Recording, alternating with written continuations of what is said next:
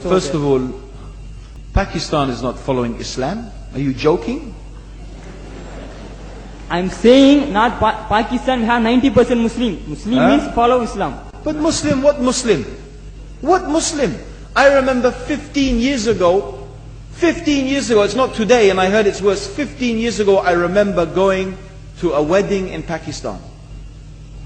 A wedding where men and women were mixing freely. Where the bride was dancing on the stage with all the male members of the family dancing on the stage. I'm sure somewhere around, we probably hidden in a corner then, but I hear now it's open, drinking alcohol. What Muslim are we talking about? This was 15 years ago. Now I hear it's even worse. Oh yes, they're Islam. When the bride and the groom are walking to the car, they're holding the Quran over their head for blessing. That Islam? That's not Islam. What Islam is that? That's exactly the thing I'm talking about. That's why Muslims are in such a mess. Because of this nonsense, this hypocrisy, actually they are insulting the Quran by doing that. Amongst all of this haram, they think that the Quran, holding it over the head, is going to bless them because they're holding it. What is that? Where did they get this from? So, I don't know what we're talking about. In fact, this is the problem.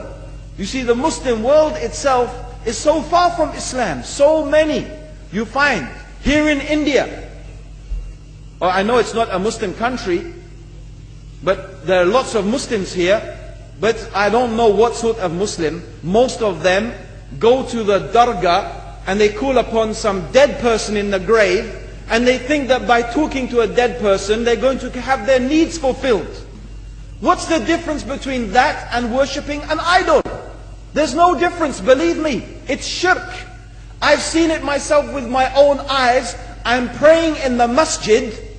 The adhan goes. The people are praying in the masjid. And the people in the dargah are not coming to the mosque to pray. They're still going around the dargah and making all their whatever the things they do. What's that? That's not Islam. You go to many countries. You find Pakistan, you want to see Islam in Pakistan. You know, in England, in every street corner we have a pub. You know what's a pub? You know what's a pub? Like a bar, you know, a place where you sit and drink alcohol. Yeah? Yes? In Pakistan, believe me, they have something worse than that. Yes, worse. On every street they have a picture of a palm. Everywhere you see it, hanging from the windows. They have the picture of a palm. What's that advertising? Something worse than drinking alcohol. An invitation to disbelieve in Allah. That they're going to read your hand and tell your fortune. Shirk. It's shirk. Whoever believes, the Prophet said, sallallahu alaihi wasallam, whoever visits a fortune teller out of curiosity, Allah will not accept their prayers for 40 days. Whoever believes in the fortune teller has disbelieved in Allah and His Messenger. That includes, by the way, horoscopes. Yet you see in Pakistan, a picture everywhere of a hand. Worse than a pub. Worse than a pub. It is better to drink alcohol than make shirk with Allah. Yes.